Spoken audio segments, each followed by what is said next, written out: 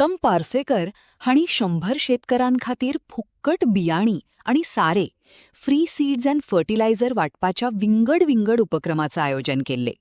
या संदर्भात तांणी शेतवडीक आपलो आधार परतून सोपूत केलो आणि उत्पादकता वाढोवपा खातीर शेतकऱ्यांनी आधुनिक शेती उपकरणां आणि मशिनींचो वापर करचो असो उलो मारून तांकां प्रोत्साहन दिले. काय आसा तुमकां आयडिया खंय मेळटा ते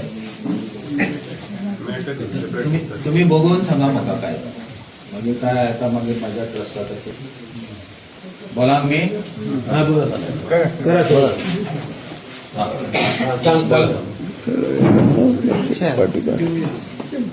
आनी इथल्या जमलेल्या सगळ्या ग्रामस्थांक शेतकरी बंधू म्हाजो नमस्कार.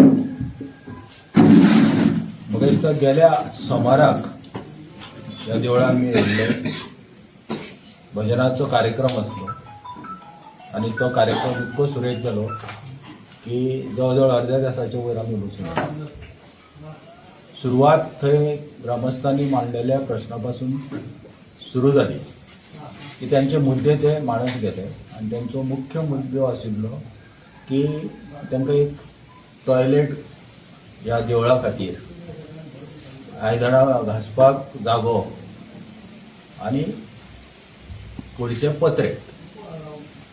सो आतांच आमी बघून येयल्लो असो प्रसाद तुमी रवळनाथाचो घेतला.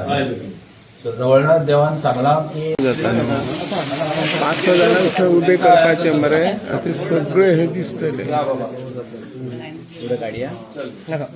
असं क्रॉस घेऊया ना बाई मस्त क्रॉस तांकां बघा